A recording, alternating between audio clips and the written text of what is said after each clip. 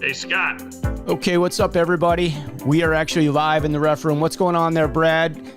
Yeah, you're good. It went up. I was just going to tell you it went up. No breakaway today. All right, guys. We get off to a couple-minute late start here, so we're going to bypass the intro here and all that good stuff, and we're going to go right in here. And let's see. Now I probably can't even get my man, but let's see. There we go. We got Brad. Okay, we are good to go. We apologize for the delay, guys. We had a little technical issue. We use Skype, and it's going away, so it's all good. But welcome back to the channel. An exciting week for hockey. We had the Stanley Cup Finals. It's done. We got a winner. They finished with no issues. I mean, how much better can it be? We get a winner. We have no COVID issues for anybody. And we got some stuff to talk about because we got a wonderful guest joining us today. We are going to be joined by Don Adam. Don is a longtime official. He has worked at the very highest levels. He's worked for the NHL. He's been around for a long time. I want to bring him in and say hello to him. So welcome, guys. We're off to a couple minutes slow start. I apologize for that. And Don, welcome. Thanks, Scott. Thanks, Brad. It's awesome to be here. Maybe you didn't have to be so specific about how long I've been around, but I'm happy to be here either way. Yeah, it's all good. But we've had a great week. I mean, I'm really excited the NHL was able to finish on such a high note. They got through it. The series started out, I thought Dallas was going to run through these guys, and Tampa Bay turned it on. They came back. They played hard. Dallas fought. I mean, what more can you ask for? I mean, we got our hockey in. It's great for the NHL because they got their contract. They fulfilled their contract. They get, I think it's like $250 million for doing this. So, we had hockey. But one of the things I do want to talk about, there was a play. Of course, there was a play. And the play was an embellishment call. There was a stick to the groin area, as the most polite way I can put that. I want to ask you guys, what's your interpretation on that embellishment call, let alone what should be called in that situation? If you have a guy that puts the stick between the legs, what's the appropriate penalty? Well, it's definitely a cup checking penalty, but yep. The tripping penalty was not the issue, and I would beg to differ. John Cooper thinks any different. They zoomed in on him, and you couldn't hear him, but he definitely had a few words to say to the officials.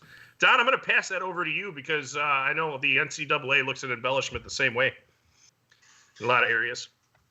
Yeah, I think there's a couple different aspects to that play. Anytime you're considering embellishment, you want to take into consideration the initial infraction, the seriousness of that initial infraction or the significance of that initial infraction. Then you want to look at the degree of what could be considered embellishment. And in a lot of cases, you might say that the first infraction was a standalone penalty. It was significant enough that you only take that. And, as I look at that play, I try very hard as a former official not to armchair quarterback too much because the job is so difficult and I understand the position they're in. But on that particular play, I would have liked to have seen just the original infraction called. Number one, the player didn't have the puck. Number two, the stick went right to what we all consider to be a sensitive area. And there was really no need for the play he made at that time. You can say that he might have gone down a little bit easier, whatever, but I think that the initial infraction was aggressive to the groin area. And I think it was significant enough to just take that as a standalone penalty. When we get into college hockey, our conference in particular in the NCHC, we've really mandated a clampdown on any stick action to the groin. So we've actually been calling a lot of penalties as it relates to that exact play recently. Is it a minor or is it a major? Or is it a suspension? This one would have been considered a minor penalty because it was a hooking motion. It was just the location on the body that was concerning. So you have the hook and you have the location on the body. If you just do what was referred to earlier as a cup check, we're actually calling those majors because we want to make the point it's not a hockey play. Stay away from that part of the body and just kind of stick to playing the game the way that it's supposed to be played. Yeah, I agree that I think standalone minor would have been perfectly fine there in that situation. especially because the player, at that point, you don't expect somebody to even be sticking you. Yeah. He's 3/4 of the way behind the play, and he's sticking him in order to give him a little FU shot, I would call it. And, he went down a little easier. I mean, I guess maybe you want to protect that area a little bit more, but, it's pretty hard to knock down an NHL player that easy. But if you're not expecting a cup check, like, it's been referred to a couple times by myself and you, yeah, I think a standalone's good there, especially because, there was no hockey play there, like Don said, and I don't know why you would even do that. It's just an FU shot. So penalize that player. I don't see evening that up at all. Well, I'm going to chime in here because I got a 3-game suspension for one of those one day at a certain rink in the downtown area of Chicago, or the West Loop area of Chicago. And I mean, literally, I was back checking, and all I went to put the stick out, and I was going to tap the side, the hip, on the guy. But as he was striding, his legs open, as the stick is going across, it went right between his legs. I knew the stick was in there. I dropped the stick immediately. I got a 3-game suspension for that. I got a cup check and a 3-game suspension, which I don't think is really a USA Hockey rule. That's probably a more of a local situation there. But I felt bad that it happened. I wasn't trying to do it. I mean, I know when to go in, along the boards and put the stick up. I was taught that at a very early age by an NHL player. When you got the guy along the board, stick goes between the legs, you come up and you come across and you bring the arm across him, and that's your body check, That's what was taught to us at a very young age. I probably learned that at like 11 or 12 years old. So, I don't know. I just thought that was an unusual call, and to call an embellishment afterwards. I mean, unless he just was trying to even it out, he just didn't want to put anybody down in that situation. And that could be a game management situation as well, right? Yeah, I think the game management aspect of it is a very important point because you don't have a lot of time left in the game. Do you want to have a major impact on the game? No, most officials don't. And that was also an opportunity in that case to take both players.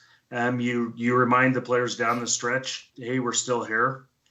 Let's stick to playing the game. And, it's a reminder that the officials are still there, and it's a good time to clamp down, play clean hockey, right to the end. So you can look at it a lot of different ways. You also have to look at you look at it from the perspective of the referee and where he actually saw the play from. And I think people forget that sometimes that officials are in different positions on the ice, and whatever they see from where they see it. And we've grown too accustomed to looking at replays, and the close-up replays, in a lot of cases, that come from a different angle, and that's where the judgment comes from. So I think it's always important as an official to look at it from the official skates as well. It's a good point. One of the things that I do want to bring up too, because we work USA Hockey rules. What would be the rule for an embellishment penalty in USA Hockey? I guess I'll direct this over to Brad. What's the appropriate call in that situation? Not necessarily, because of the stick situation, but if you have a player that you feel is embellishing, trying to get a penalty, what can you do in USA Hockey? Unfortunately, Scott, USA Hockey does not have an embellishment rule. That's right. So it's something that you have to go and talk to the coach and try to curb that player. Remember, as officials in the lower levels of USA Hockey, we're still teachers. Right. So we have to try and get that action to stop. But, there are, other ways if it keeps happening. You could give them an unsportsmanlike conduct penalty, hit the whistle for an injury. You can give a delay of game penalty for a player that is injured. It's in the situation manual. I like that. I mean, that's a good move. That's a good one to remember. It's definitely an option. It's in the situation manual in USA Hockey, and I've gone over to coaches and I've said, your guy looks like a Zamboni today. Not sure why he likes swimming on the ice, but the next time he goes down and he lays on the ice, I'm going to hit the whistle. And if he gets up right away, I'm going to use the situation in the rule book, and I'm going to give him a delay of game. Do we understand? Well, same player gets knocked down in the same period that we just talked about it. Yeah. I have never seen a coach on the ice so fast running to his player that was injured, and that player went right to the locker room, and I didn't see him for the rest of the game. Yeah, he told him, get in the locker room while you still can. So the good thing is USA Hockey with the situation manual, it's still a little bit thin compared to the NCAA And then the NHL and then the East Coast Hockey League and all those, they have many, many more situations. But USA tries to cover it as best as they can. And just remember, the game is played in that situation manual. The rules are there. Those are set and definite. But everything's in the situation manual. And if it's not in there, call somebody. Well, somebody's going to have an explanation somewhere. Steve Drew says calling unsportsmanlike. And Steve's been around for a long time. So I agree with Steve on that. And I don't think there's anything wrong with making that unsportsmanlike call either. So I would agree with you 100%, Steve, on that. And, Brad, you bring up a really good point because, well, one of the things that I see, you have a lot of guys at the high school level, they're just, they're hockey players. They're tough. They take a really, a tough knee or something like that. Somebody sticks the leg out and the guy, he goes down or he fights through it and you see he limps off the ice. He doesn't cause any kind of a stoppage. You're going to make that 2-minute call for sure on that situation. But what if you have, the guy comes off, he gets to the bench. You don't know how bad he's hurting over there. You've got the minor penalty. You may not have the major. Coaches will complain, well, why isn't that a 5-minute major? Well, you don't have an injury on the play. We haven't had to stop play. We haven't had to scrape the guy up off the ice. Maybe you saw it as a 2-minute penalty. You didn't see it as a 5-minute major. But, these guys at that age and at that level, they're pretty tough. They take the pain and, they get off the ice. They keep going. That's just part of being a hockey player. You see the guys that just get annihilated out there and they get right up and they come off. They may be hurting when they come off, but they get off the ice.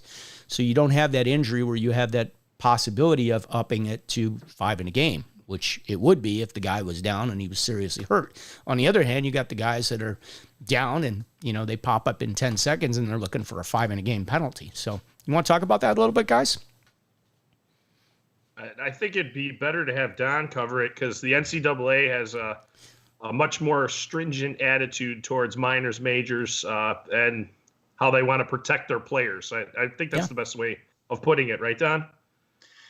Yeah. Player protection is critical, and really it is at every level of hockey. Diving, embellishment, those are conversations that are had at the NCAA level every year. And we deal with a lot of the same issues. We deal with the player that stays on the ice, that's maybe looking at the referee out of the corner of his eye, hoping to draw that major. And then before you know it, he's the first player to score a goal on the major power play. So there's a lot of conversations every year about how to curb that. One of the things we talk about is the coaches have to take a lot of responsibility at that level, and strive to teach your kids to play the game the right way. If to be an honest player, if you get hit, get up. If you can get to the box, get to the box. But that's always going to exist. We've talked about a few different options in our conference. With one being if a player draws a major penalty, that he can't play on the power play. If he remains on the ice and requires visits from trainers, that he can't play during that power play. That's not anything that's passed, but it's been something that's been discussed. Yeah. So we're trying to be a little bit more stringent on players doing those types of things, but I think it's difficult to rid the game completely of it, though. No, I agree. The one thing, Don, is that I want to point out: how effective is using a major penalty compared to a minor in a game that starts to possibly go over the fence, if to put it in a lamer's terms.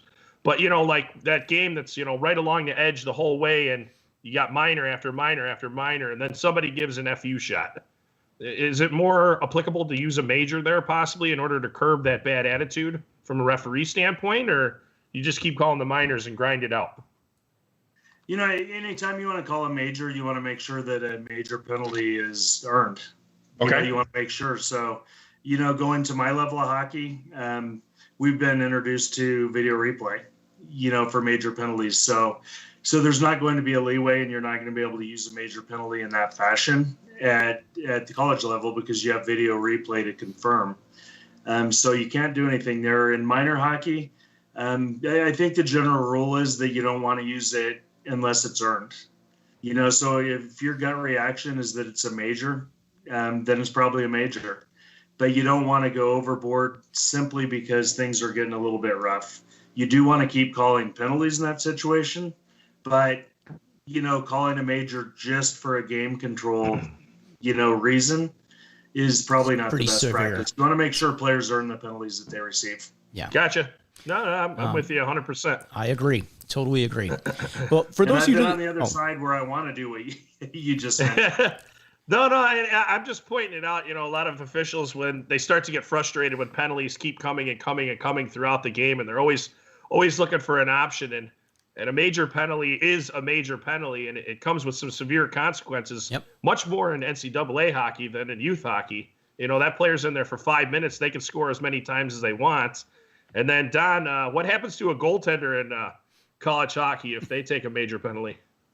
Well, you don't see a lot of major penalties in college hockey for goalies because you know the answer to that. Hey, well, some people don't. I mean, if they take a major penalty, they get to sit in the box by themselves, and they get a friend.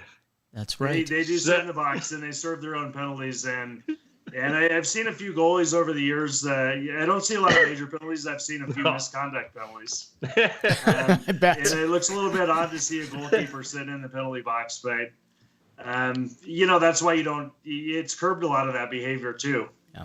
No, I agree. It's just, that's a funny little fact that I like to point out with NCAA hockey.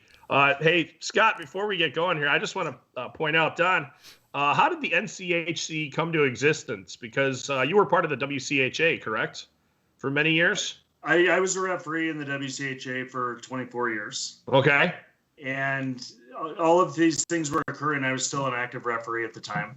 But long story short, there's a realignment in college hockey, and two new leagues emerged. And most of it stemmed from the Big Ten, wanted to, create a hockey conference on their own. And what ultimately happened was, that required Big Ten teams leaving other conferences. So we had teams leaving the WCHA, the old CCHA, lost teams, and it created a realignment of hockey, if you will. And there were teams from our conference that felt that they could create a conference as well. They wanted to maintain that same level of competitiveness. And, there was a lot of brainstorming, a lot of talking, and ultimately the NCHC was created out of that, out of WCHA teams and then a couple CCHA teams. I gotcha. So, when all this happened, I know this is going to be maybe a crazy question. When all this happened, as you start to put together a referee staff, what do you go look for? I mean, obviously, guys that had experience already, officials that you already respected, I'm sure were some of your first calls. But, when you're going to look for a new hire, I mean, what are you looking for? I mean, athletics, mental knowledge, rule knowledge. I mean, what are you looking for in the total package, I would call it? The first thing you're looking for is experience. You want guys that have as much experience as possible. And our staff has really transitioned over the years to utilize a lot of different types of guys. The first year when you start from scratch, I knew that a high percentage of our officials had to be NCAA officials, so we could transition into the NCAA as a conference. The other thing that I started to do is started to bring professional referees on. And there's a great pool of officials to draw from in there because you have a lot of people that are striving to work in the National Hockey League.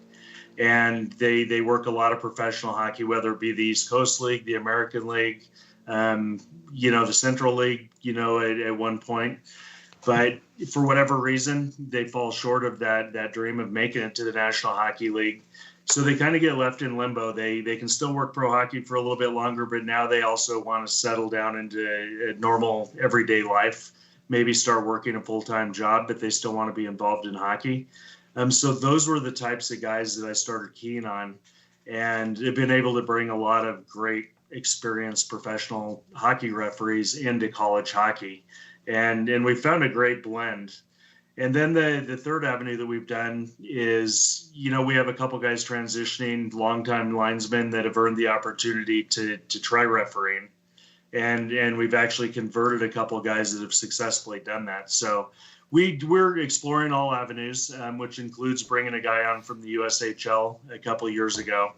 So I think the key is when you're in charge of any hockey league, it doesn't matter what level, it doesn't matter where you're at, it doesn't matter if you're scheduling bantam referees. You want to look for the people that can fit in and, get along well with other people, and do the job. To expand on that a little bit further, though, I talked a little bit about the staffing, how we do that, but we're looking for guys that can skate. We're looking for guys who are smart, who can utilize good judgment, a lot of common sense. A key component is communication. If you can skate like the wind, but you treat people horribly while you're on the ice, that's not going to be a good fit for us. So we want good communicators, whether it be with players, coaches, fellow staff members. But skating, positioning, communication, judgment, those are some of the things that we look for. Yeah. How important is it communicating with the staff? Like just, in general, between referees, it's your first game coming in, maybe a couple tips for some new guys coming in, maybe some stuff that they should do. I know my first game in the league that I've worked out here, I knew that walking into it, I was working with senior staff members. So, I did the rookie thing. I got there early. I was wide awake. I'm drinking coffee. They came in. I introduced myself. Is there anything else that you can bring do? a box of donuts with you too, or? No. I would never do that to fellow referees. That's afterwards. Okay. I mean, just for the new people coming in. I mean, I think there's more officials that get transferred around in like the Division III level. They're coming in. They're using some different staff members. And just, maybe some tips for the new guys, maybe if you have some insight, I could have already covered all of it, but just thought I'd throw that out there. No, you were pretty thorough, but I think anytime, again, this applies to any level. If you're in charge of a league or an association or whatever it is, communications with all your officials is important. Number one, give them some guidance and give them some guidelines.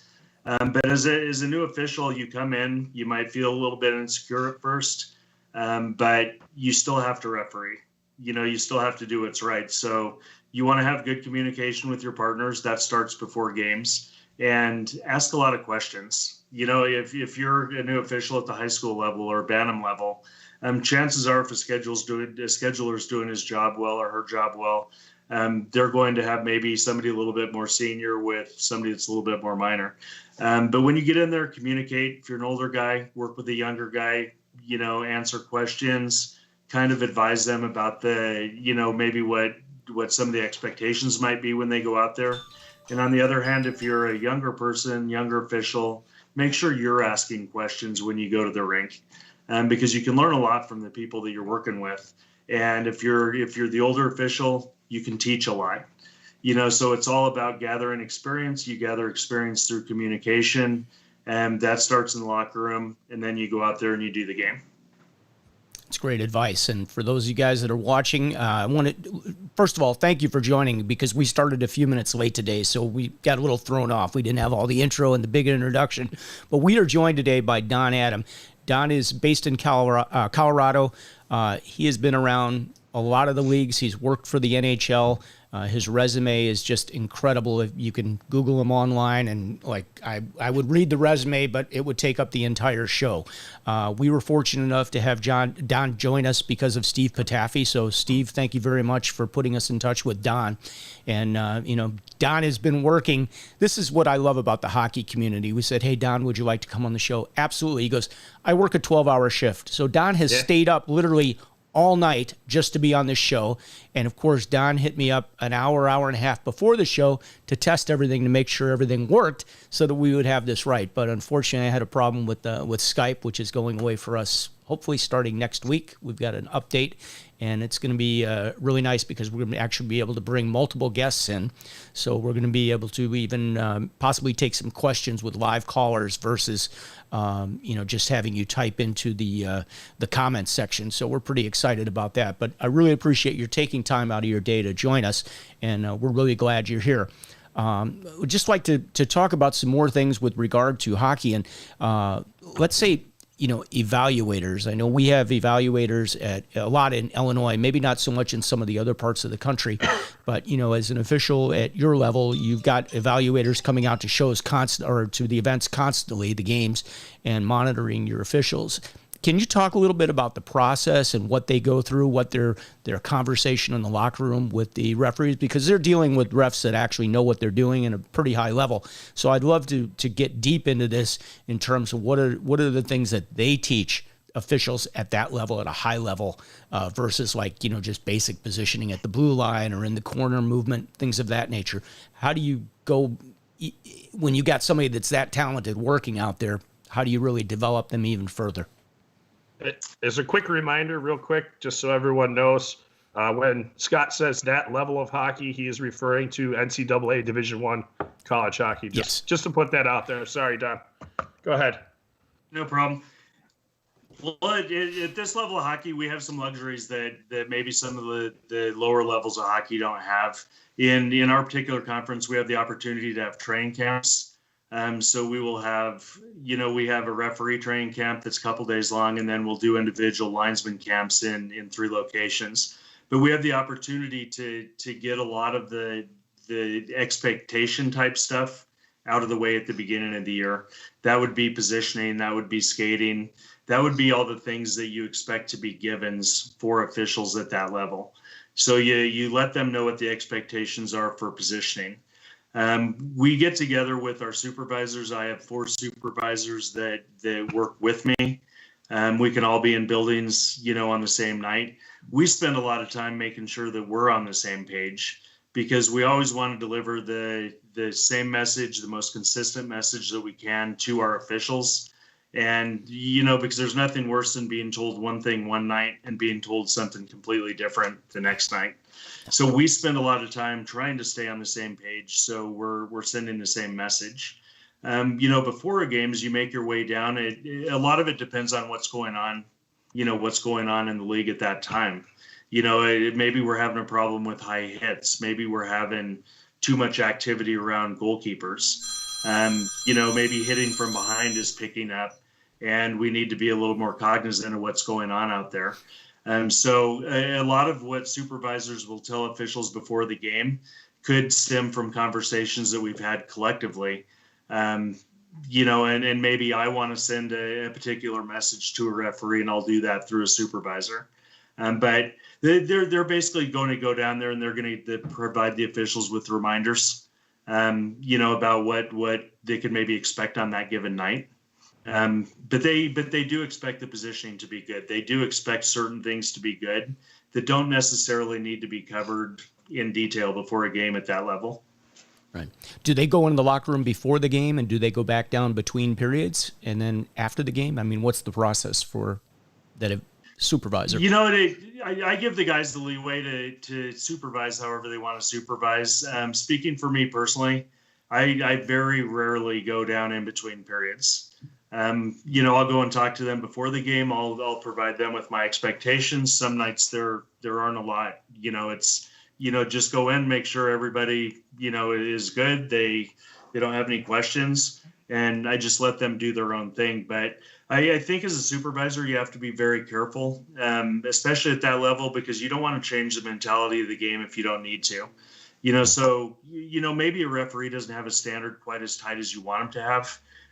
Or maybe a linesman missed an icing, or, made some type of mistake like that. You don't want to go in between periods, change the dynamics, change their mentality moving forward. Right. And you want to just let them officiate their game. And then you become a coach after the game. And, you try to eliminate those mistakes. You talk about them. You explain why you think they might have made a mistake on any given play. And you're expecting them to do better. There can be an exception, if a game has totally gone south on the officials and it's happening in the first period. There could be the occasional time where you go down in between periods and say, fellas, don't really like the way this is shaping up. A lot of aggressiveness out there. We've got injury potential out there. You're not taking care of it, so I am right now, and that's why I'm here after the first period. For me, that's far and few between. That's maybe 1 or 2 times a year that I'll do that. Well, I would expect you've already got the people in place that you want, and you know that they have a standard and everything else before they're hired into the league. So that goes without saying. But it's great advice. And, you know, if you're a younger official or a newer official, maybe a level 1, you might not have ever been evaluated before. But I know in Illinois we have an evaluator crew that goes out and they watch games and they grade your performance. And at the end, they're going to come down and talk to you after the game. They're also going to send you a written evaluation. It's going to have some things, some notes and things in there for you to work on and things that you did well, and, you know, trying to develop them to get to the next level. And a lot of guys haven't seen that before. If they're a level 1, they may not have even been evaluated year 1. But as they start to work the higher levels, this is a way to get you into a better game situation, better games, better, better opportunities, I should say. And then from there you develop, hopefully moving to the next level. And Brad is the person that's responsible for running the advanced development program here in Illinois. So he shares that and has been wonderful with the guys and making sure that they're getting the games and the opportunities that they deserve. So you want to talk a little bit about that, Brad? Sure. Real quick. Don't give me so much credit. I get a lot of help from Nick West, Joe Gazzardi, and Michelle. Exactly. Yeah. There's quite a few other people out there. Billy Hancock, who works in the NCAA. Yeah. He comes out and helps out a lot. Forgive me, anyone, if I miss you. Don't call me up and yell at me later.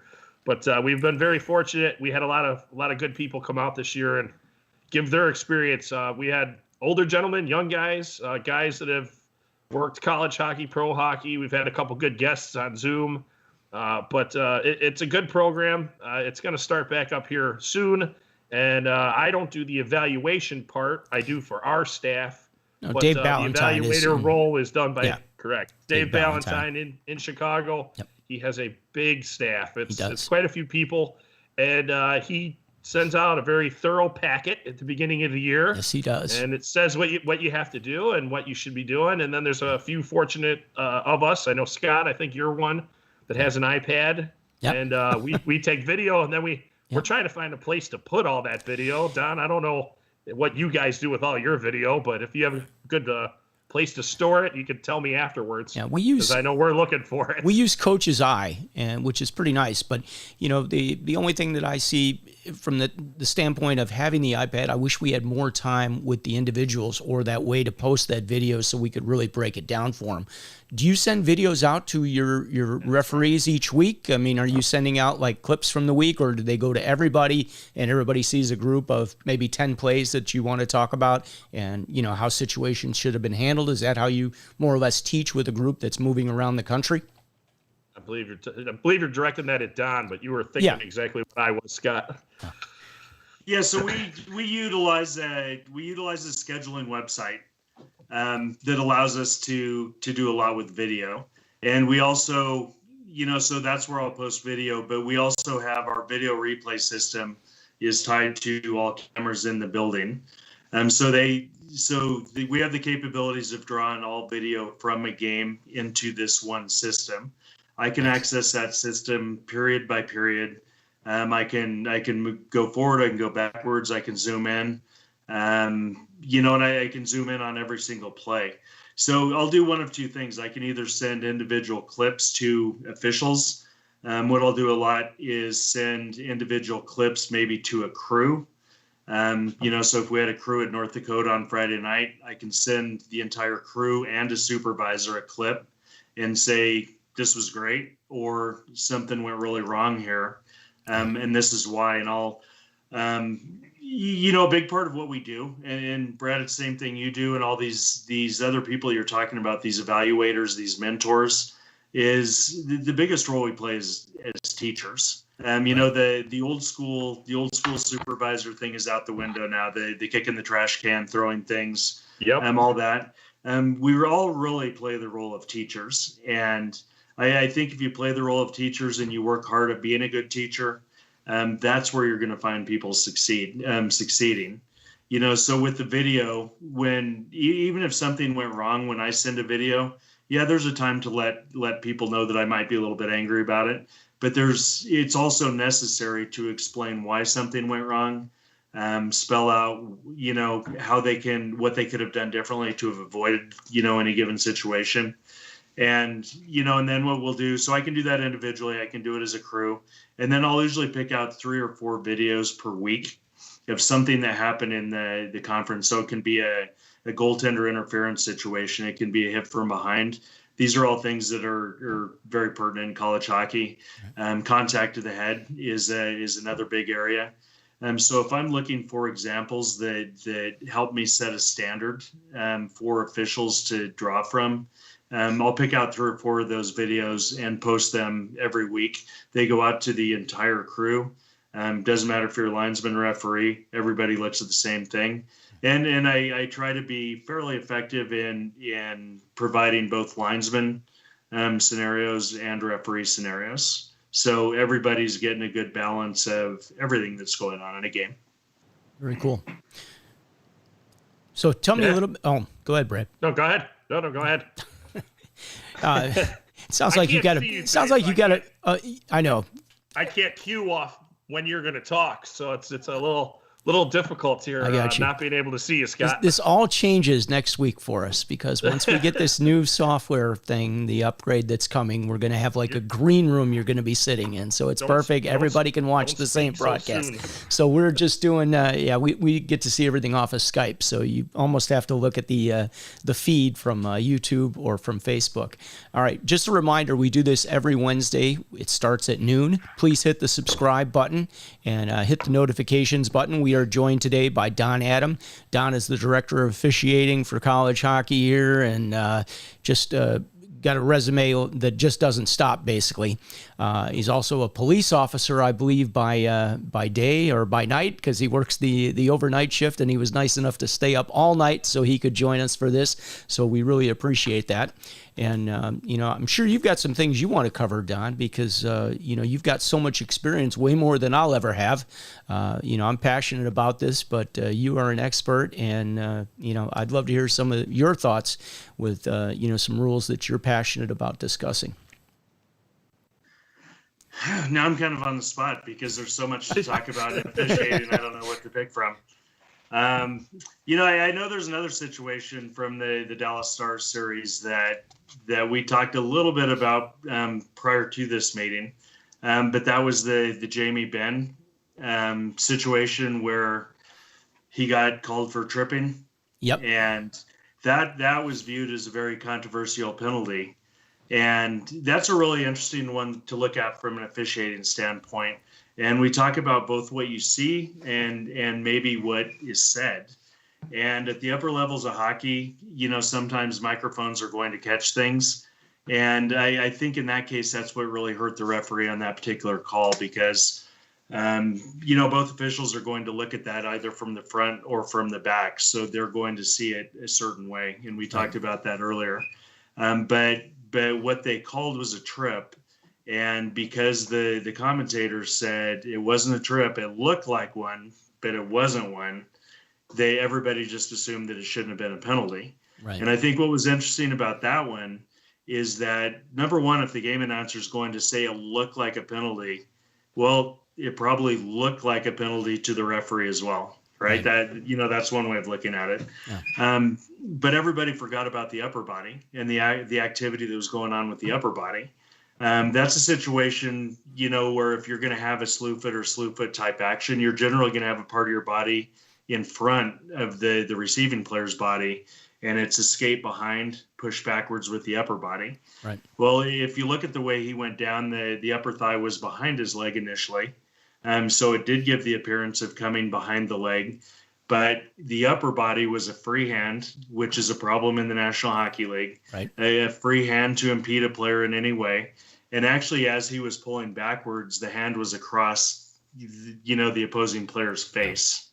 Yeah. So that could be debated as well. Just because they didn't see it as a trip, was it still a holding penalty? Was it still an interference penalty? And I think too many people discounted that because they heard the referee say to the player, you kicked his feet out from under him. Yeah. And then I think that's why everybody became kind of hyper-focused on a tripping penalty and forgot the fact that that could have been a penalty for the upper body action that occurred on that play. So I think that was an interesting one when you break it down and you look at everything that was going on that play.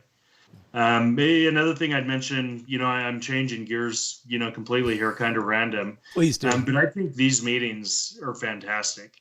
This is about the third or the fourth type of meeting like this. I did one with USA Hockey about 2 weeks ago with Scotty Zelkin. Yeah, of course. And every time I do one, I'm required to download some kind of new application. And I was explaining to Scott earlier, it's like I'm a little bit challenged in that area, so it requires a little bit of a commitment for me. But it won't be that way after actually tomorrow. The beta of this software is supposed to release, so I'm very excited. All we'll do is send out a link to people. They don't have to download anything. It just works. So all right, I'm gonna trust you on that. But yeah. I know from the time that I was growing up as an official in USA Hockey, the program is obviously grown as the sport gets more popular. So the numbers and officials and officiating programs are just getting bigger all the time, which is so awesome to see. But one thing that's kind of going crazy right now are these types of meetings.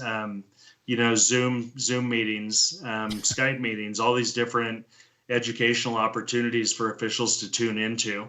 And these are all things that didn't exist when I was growing up. The technology wasn't there. So I commend you guys for, bettering the game through the things that you offer. And there are a lot of other people doing the same thing. So I'm really enjoying the opportunity to speak with different people, to speak to officials who are listening. And it's just a great opportunity to get the word out about officiating in general. And obviously a variety of other aspects of hockey get covered as well. Yeah. Well, I wanted to go back to the comment you had because you were talking about, what an announcer hears on the ice or what a microphone picks up, whatever the case may be in that situation. But this is something we've been talking about because it affects officials even at the lower levels of hockey now, because you do have these cameras and microphones installed in the rinks. And people are pretty much able to hear everything. So, I mean, even if you're doing a mite or a squirt game, you've got to be prepared. You have to watch what you're saying. You have to be careful. Everything is on camera. And if the camera there doesn't get it, guess what? Mom or dad with their cell phone are going to get whatever you said or whatever you did. So we're no different even at the lower levels of hockey. The camera is really important and guys need to be aware of it. Even if you're just having a conversation between periods over in a referee crease, that is no longer private, guys. You may be discussing something. You've got to be very careful because it's probably going to be picked up by a microphone or a camera. And we tell this to guys all the time that they need to be aware of it. And, I think you make a great point there. And I wish the announcers wouldn't chime in and try to ref the game. I know they're trying to create controversy and excitement and trying to, keep people's interest in the game and getting their ratings, which is what they do. And they are brought there for that reason. I mean, Mike Milbury, he creates a lot of controversy between periods. That's why they gave him games. Same thing, Roenick was the same way. Now they've both kind of gotten bounced out of there for comments that they've made. So again, you still have to be careful because you are on camera. But, cameras are everywhere, guys. Yeah, and Scott, I thought you brought up a really good point, and I can maybe take this in just a slightly different direction because of something you may not know that I do. And sometimes I testify in court, or I do expert witness stuff as it applies to officials in hockey. Oh, wow. And the majority of the cases that I've been involved with derive from USA Hockey games. And these are cases, personal injury cases, where maybe a player gets hurt, maybe an official gets hurt, and I might be retained to analyze that situation.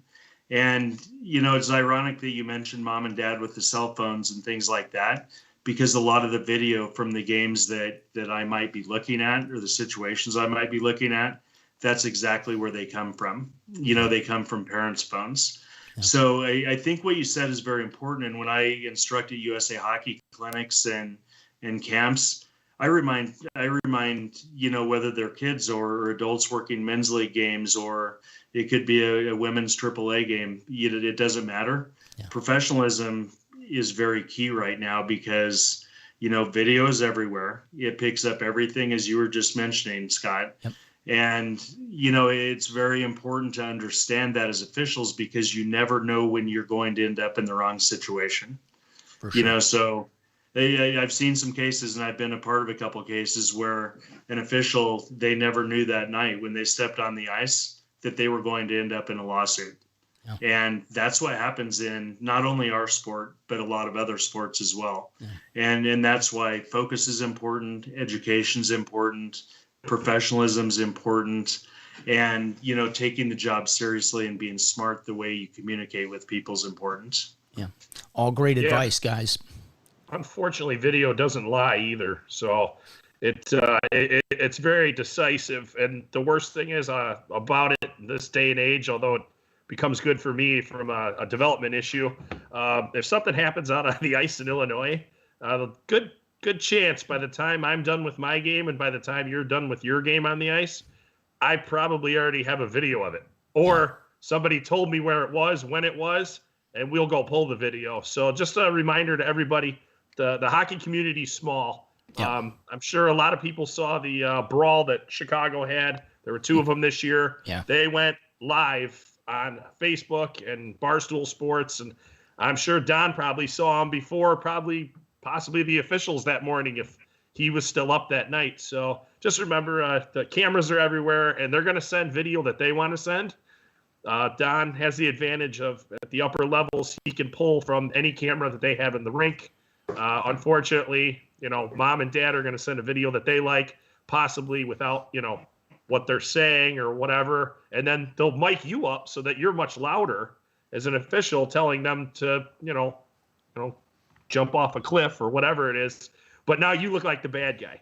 So remember that video is key, and it doesn't lie, and try not to get yourself caught. Every once in a while, people do let emotions get to them, but do your best. You can control yourself out there. That's the number one thing. Yeah, we got a couple comments. So Ryan says that up in Minnesota, for high school, most games are put on YouTube, so you can watch the games from there as well. And what is this? The ref the furthest away. Oh, getting back to the Jamie Benn call, he said the ref. They said the ref from furthest away made the call. Well, I mean, just because you're further away doesn't mean you don't have a better line of sight as to what's going on. So that would be my comment on that. A lot of times when somebody is that close to you, you can't see down at the feet or whatever the case may be because they're tight to you. The high official may have a better vantage point. Your thoughts on that, Don? I think on that point, as far as the 4-man system goes and the 2-referee system, doesn't matter if it's a college hockey or the National Hockey League level. Referees are given certain areas of responsibility. Generally, you may find that in the end zone where they're going to teach the deep referee to be responsible for certain things. But the bottom line at the National Hockey League level, at the college level, is I don't care if there's hurt feelings. I don't care about anything. We can't miss a penalty. And that's the psychology. So yes, sometimes it's more ideal if an official that is maybe closer to it calls it. But the bottom line is the National Hockey League, if the deep referee feels that he saw a penalty, they want him to call a penalty. And that's why that happens sometimes. And as Scott, as you mentioned, there are other times where it may look like the close referee's looking at something when he could be focused on something else entirely. Exactly. And that deep guy is actually covering for his partner. He's making sure the game is taken care of by calling that penalty. Yep. So the bottom line is, if they see a penalty, they call a penalty, and they don't worry about hurt feelings. This is an occupation for all these guys. We're a team, guys. So no hurt feelings. Do the best for the game, and that's why you see that situation arise sometimes. Well, we're a team out there. I keep saying that, but let's see. Karen says it starts when you put on a uniform. People are watching, so it's not just on the ice. So absolutely, Karen, you're 100% correct on that. Thank you for checking out the view. Yeah, the building. Yeah, exactly. When you walk in the building, they already know because you're the only bozo walking in without a stick. That's right. When you got Their that bag, roller so bag they know walking who in the you are. building, they know who you are. Trust me. They know who you are. And, that goes to, when you are coming in the building, guys, look the part. You're coming to work a big game, don't walk in there looking like you just rolled out of the bed, 15 minutes ago and, you're not really looking like you're representing us very well. So, dress the part, be the part, act the part. Put a smile on your face when you walk through the building. You don't have to walk through there like you're going to kill somebody. Not yet anyway. But go in there, and look the part of the official. That's all I have to say on that. I agree with you, 100%. Brad used to come on this show with the backwards hat and the sunglasses, but we straightened him out. I did that the one time for fun. Actually, it looked good on YouTube. I looked back at it the other day. I was like, well, okay, I like this. It's not bad. So there you have it. I had a baseball hat on earlier, but I heard about that situation. And I was like, I can't go there. That's okay. That's right. And Don gave me an education today, even beyond hockey, because when I saw his resume, I was told he's in Louisville. And I'm like, oh, Don's a cop in Louisville. And it's like, wow, that's got to be really tough being a cop down in Louisville right now with what's going on. And then he proceeded to tell me it's Louisville and he's in Colorado. And I'm like, that makes a lot more sense because I can't see a guy with that resume living in a state that doesn't have that much hockey. So, yeah, it's spelled exactly the same way, but you'd be shocked at the calls we get from Louisville, Kentucky residents. Yes. Looking for policing service. Yeah, and somehow I'm sure they are looking for policing service right now. Yeah, they get routed to our city, and it makes for some pretty interesting conversations when we're off by, several states. So Louisville's in Kentucky, Louisville is in Colorado. Right. All right. Matt says the hat looked better than whatever is going on with his hair now or whatever. So, okay. That's I'm assuming that's Matt from St. Louis. That is Matt from St. Louis. So thanks for checking chime us out, Matt. It's amazing. We have people all over the country watching now. I mean, we had about 5 people from New York last week checking out the show. We get people, from all different parts. So we thank you guys for checking us out. And, it's your show. So if you have a topic you want us to discuss, please, send us an email or post a comment on Facebook or YouTube. We do look at those and we try to respond to them. So, we appreciate your being here. And again, we do this every Wednesday at noon. Hopefully we do it at noon, not like today where we got a 10-minute late start because of technology. So again, we apologize if you joined us late. You can catch the replays on YouTube. It's Ref Room. And same thing at Facebook. You can catch us on Twitch as well. Twitch, and it's twitch.tv/refroom. So, Brad, are we doing a breakaway today? Because we got that little late start now. All right, so I got to mention then one thing. I got to put up the golf outing because we have a referee golf outing. It's the Blind Mice ref outing put together by Jack Reslowski, and it is Friday, October 16th, which is creeping up on us as fall approaches. But it's at Bloomingdale Golf Club. And we tee up at 9 a.m. It's a shotgun start. Get there early. The cost is $45. It's a great day. Our friends at one of the referee companies provide adult beverages for us afterwards. You can go ahead and say it because I got an update on that too. Anyway, okay, so we will thank Reek Hockey for that. That's the hockey pant company. And if you haven't tried the Reek pants, they are very nice. I have a pair. I didn't get them for free. I should have gotten them for free for this plug that I'm giving away every week. So I shouldn't start, right? I got to start. I got to mix it up. Well, I talked to them, and coming shortly, we're working on something. To where we're going to probably have a giveaway for somebody that's watching. Oh, nice.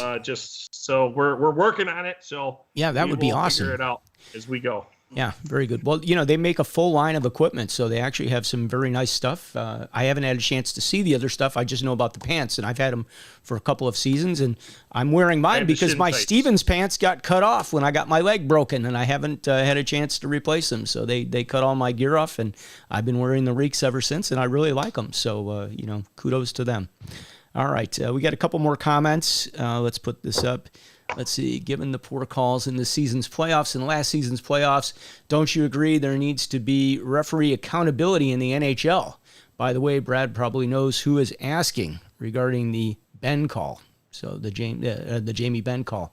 What's your thoughts on that, Don? I don't know if you can see that clearly. Upper level hockey officials accountability is discussed all the time, and accountability does come in different forms, at different levels. And at the NHL level, the accountability may not take place on the ice at that given moment, but it's going to affect their assignments. It's going to affect their scheduling. It's going to affect their career as a result. So the accountability is there. It works the same thing in college hockey. We cannot do quite as much as the NHL does because we're more in remote areas, and it's too expensive for us to move new officials in if we want to pull somebody from a game. But the accountability is handled. It does exist. It's just handled internally, and there's a reason for that. If that accountability is made public, you're going to destroy an officiating staff.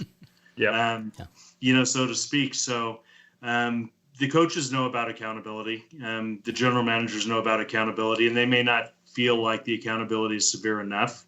But I can assure everybody that accountability for officials does take place in every upper level hockey league. Yep. Well, I think the officials are more hard on themselves than anybody. Every level of hockey. I don't know about you guys, but I have messed up, and I beat myself up the whole ride. It doesn't matter if it's 4 hours or 20 minutes, and I'm beating myself up, and I try to get over it. And then the next morning you wake up and you're like, oh, I can't believe I did it. Then you go to the building for your next game, and you're thinking about it again. So I don't think it goes away on our part. So. It doesn't, but it's a learning experience, and hopefully you take that experience and you learn from it, because if you've missed a call in a situation, you know what happened as a result of that. You're going to be a better official moving forward, knowing what to be looking for and how to handle that situation that you weren't put in before.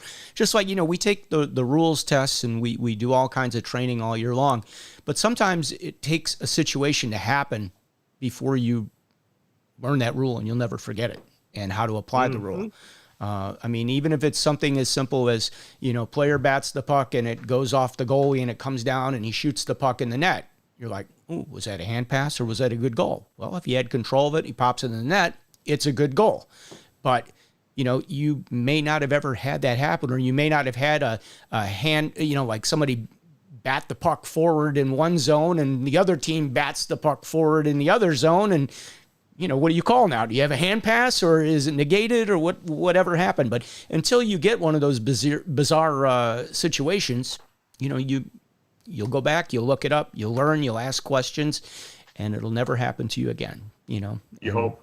You hope. Yeah, when we were talking about assembling a staff when our conference was new, and one of the first things I mentioned to you was experience. That's why experience is so critical, because you're trying to find people that have experienced a lot of those bizarre situations. Yes. The more experience you have, the more bizarre situations you've dealt with earlier in your career. So I can guarantee you that was a great point that was just made, because sometimes those experiences come in a Bantam hockey game, and you can be refereeing a college hockey game, but you learned that lesson many years earlier. And that's why they call it experience. You just gain experience every year at every level of hockey. Doesn't matter if you're working, again, boys game, girls game, whatever level. You're going to remember things from those levels of hockey as you continue to advance and grow the ladder. And that's why it's called experience, because you've had the opportunity to live all these different situations over the course of time. Well, I'm curious, Don, at the level of referees that you have, what is the yearly training and, like testing and, video presentations? Do they do the same things as the officials that go through like USA Hockey? They're doing the online modules, they're doing an open book test, they're doing a closed book test, they're attending a seminar. What's the procedure for your guys that you've hired, and what do they go through? Well, you could probably describe that similarly. There are requirements for everybody that works NCAA hockey, and it doesn't matter if it's Division III hockey, Division I, men's or women's. Officials have to, number one, register with through a website called Arbiter. That's an NCAA website. They have to register. They're going to have to they can take an open book test, an exam that has to be completed. They basically have to complete a registration process. They have to attend at least one clinic. That's generally going to be put on by the conference that any given official works for. And they're going to have to watch either an online video, or most of the time that's going to be showed. That video is going to be shown at a clinic or at a referee camp. So there are a certain number of steps that every NCAA official has to take, and have to complete. As you get, and background checks can certainly be part of that as the season progresses as well. All right. One other question I wanted to ask you in terms of, like, we saw the NHL in the bubble. Did we see maybe the same referee a little bit more than we normally would have seen in the final series? Or do you think that, that's normally how they would do it? They would just, let the same couple of officials more or less work all the games? Well, I don't think there's a hard and fast rule, and there are probably, people that have a little bit more experience commenting on that than I do. But ultimately, I saw Wes McCauley a lot. I guess that's what it really comes down to. Yeah, and ultimately, when you're at that level, everybody's at their highest level, and they have the authority to do what they feel is going to be best for a game or best for a series.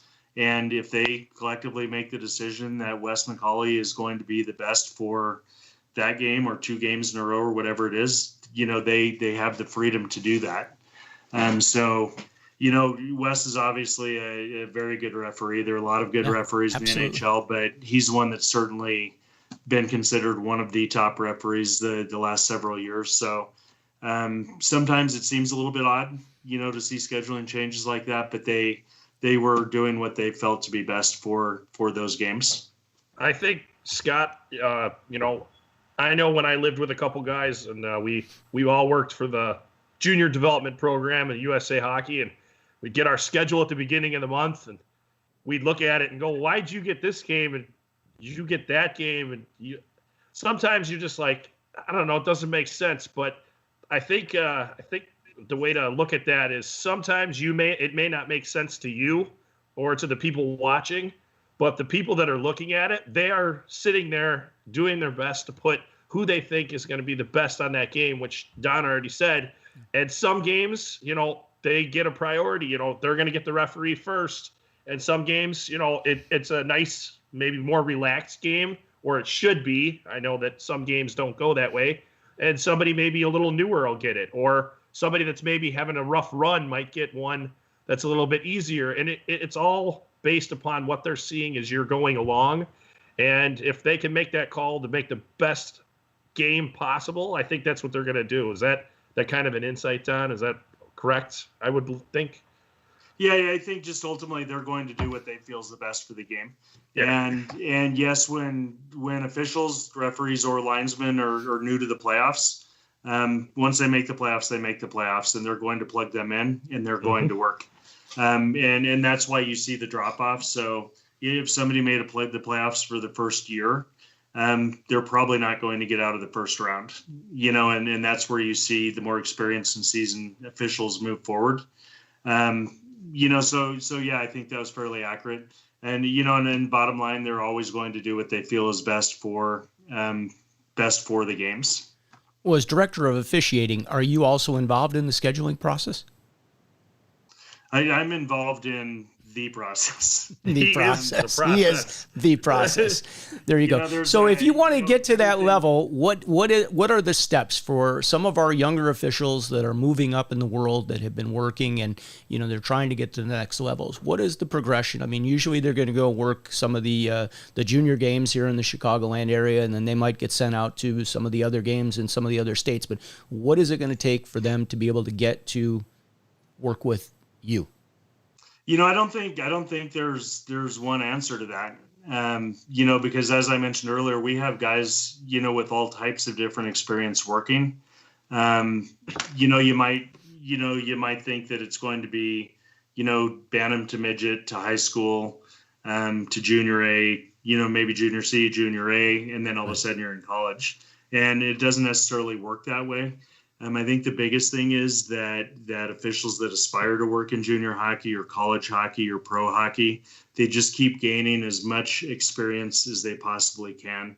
And what you do along the way is you put feelers out. You may contact, the director of officiating in any given college hockey conference and say, I would love to do college hockey. What's it take? And, so you always reach out, always let people know what your intentions are, what your desires are. But there's no set in stone route to college hockey, not in my opinion or in our conference. It's just get as much experience as you possibly can, express that interest along the way, and you never know when the opportunity is going to come. You just have to be prepared for it when it does. Brad, you got anything you want to add? No, I don't have anything. I just want to say thanks again to Don for coming on after working a shift. And he's got the first hardest job, and then he's got the second hardest in officiating. So that's right. Thank you again. Yeah, Don, you got anything else that you want to cover before we start to wind things up here?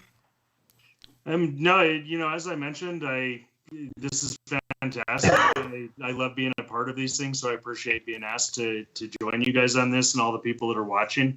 The points that people did make or bring up are all good points and valid points. And this is just a very valid process in the education, process of officiating. So I love that. I am going to sneak one plug in. Yeah, please. Go ahead. Am I talking to Cubs fans or am I talking to White Sox fans? Well, this is Chicago. It depends. If you're on the north side, you're probably talking to the Cubs fans. And if you're on the south side, you're probably talking to the Sox fans. So, Brad, I believe you're on the south side? I am the south side. And I am on the north side, so you just talk away. Hey, this is very brief, but I'm very proud of. I've got a nephew that just made his first playoff roster for the Cubs. I love it right there. This year. Awesome. Good. So I had to get that plug in. I'm a Rockies fan, but now I'm a Cubs fan as well. So you had to throw that out there. You need to come up to Chicago to a game. Have you been to a game at Wrigley yet? I have not, but now I have a reason to go, and unfortunately, it can't be this year. I was able to go to Toronto last year and see him when he was with the Blue Jays. But I will get to Wrigley Field. Hopefully, he's going to be at Wrigley Field for a couple more years, so we'll see how that goes. What is his name, so we know who to look for? Same last name, first name Jason. He's Jason a Adam. pitcher. Okay. Oh, awesome. Nice. Oh, he's got the best gig in baseball then, so good for him. Where did he play college, or did he play college ball? He signed right out of high school. Right out of high school. He was drafted by Kansas City. He's had 4 arm surgeries, which has really set him back, but now he's pitching healthy for the first time in his career. But he's been with the Royals, the Blue Jays, and now the Cubs, and he's pitching the best that he ever has. So fastball or curveball pitcher? How fast is his fastball? He throws everything. He's usually around 95 or 96. 95, 96, yeah. And he's got the big deceiving curveball that will make people duck out of the box on occasion. Yeah. I have a very good friend here. His son is trying to make it as a pitcher. He went to Arizona, and he's been out there for a long time. And, he's at that age where he's real close to getting, drafted or whatever the case they do. But I think he's like 93, 94 miles an hour. And, he's in great shape. And, I just wish him the best because, his family, it would make such a difference for them and what they do. And they're good people. So I'd love to see it happen for him. So congratulations on that. I'm sure that you're very proud of him. And I can't wait to see him since he's going to be in a Cub uniform. And is he getting to pitch, do you think, during the playoffs? Yeah, he made the playoff roster. It all depends, on how games go. And, hopefully, we don't need a relief pitcher. Okay, let's be real honest. But we got Kyle Hendrick going, in game 1, and we got who's our other superstar pitcher? Anytime I see you, Darvish. Darvish. I don't expect to see Jason coming in because he typically is going to throw 7 or 8 innings. Well, it's amazing. You did nothing the first, we paid big money for this guy when he first came over here, and then he was out for a year and a half and didn't do anything. Now all of a sudden he's really, he's starting to pay dividends here. So I'm happy for the Cubs, and I'm happy for the White Sox too. Hey, we got a win yesterday, and we play again at 2:00. I don't know why we have both games at 2:00, but I don't know, whatever. Hey, I'm home today. Get it done, right? They got to beat Oakland, right? Or they're in Oakland, right? They're in Oakland at the Coliseum. Okay. Well, I largest, apologize foul for ball territory. hijacking the hockey talk. That's okay. With baseball talk, but if this was anybody but Chicago, I wouldn't have mentioned that. But with you guys being okay. Chicago. Well, again, Don, Adam, thank you so much for spending time with us. We truly appreciate it. Don's a busy guy and taking the time out. Friend of Steve Pataffi. And Steve, thanks for setting this up if you're watching. We'd love to have you come back again. Have a great season. You know, we appreciate all you do for hockey and for taking the time, and be safe out there. I know you're a police officer, and, you know, we appreciate what you do. So thank you from all of us here. Well, I appreciate those words, and thank you guys for having me anytime. All right, guys, this is the Ref Room live from Chicago. We do it every Wednesday. Please hit the subscribe button. Don't forget, if you haven't had a chance yet, check out the golf outing on Friday, October 16th, 9 a.m. shotgun, $45. Email us or post a comment. We'll get you to Jack Raslowski if you don't know what to do. Again, thank you so much for joining us, Don. I think, you know what, we didn't get to play the show intro, so I'll play it right now.